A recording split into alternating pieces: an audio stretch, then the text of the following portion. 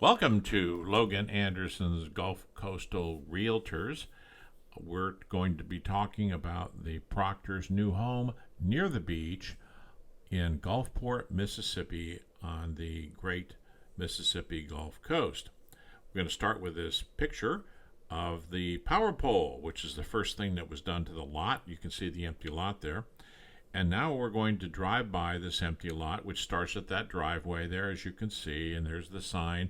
All of this is their lot. It's a pretty wide lot, and it's deep as well. And we're going to keep on driving. This is similar to what their house will look like. It's elevated. All the houses right here in these front lots are elevated. That has to be done in order to meet the insurance requirements for possible flooding. Now, years ago, there was a hurricane, and the homes that were built here were not built to hurricane standards. They had been there for a long time. Some of them were actually sitting on the ground, and they were wiped away.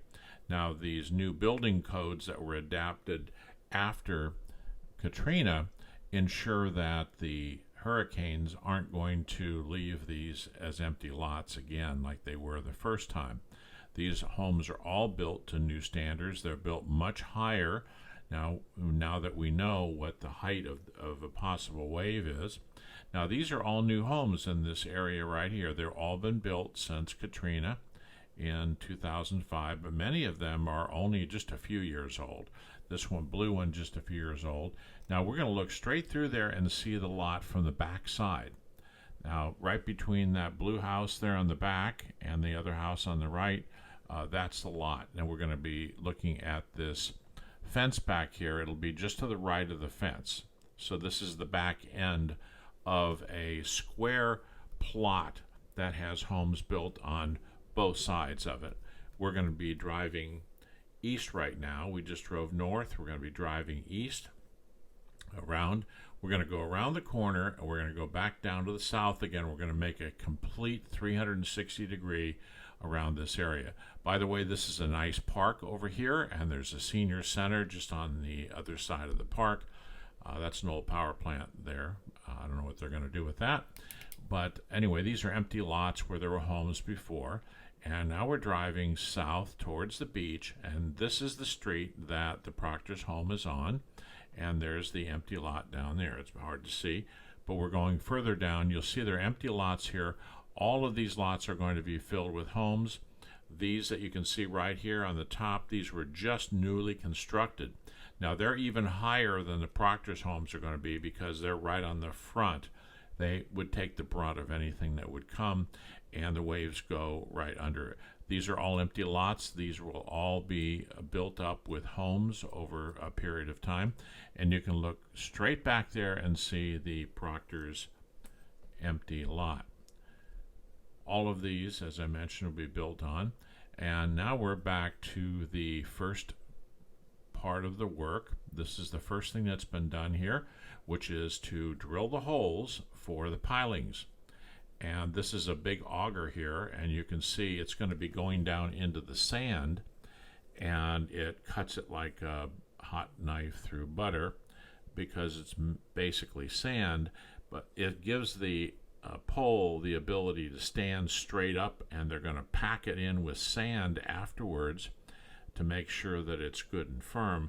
And then they're going to bring the pile driver out, and they're going to knock it down in about another 3 feet before they get resistance. What they do is they pound until they get resistance, which is hitting a thick clay layer where the wood actually kind of embeds itself, and the clay just forms right around it to make a real tight seal.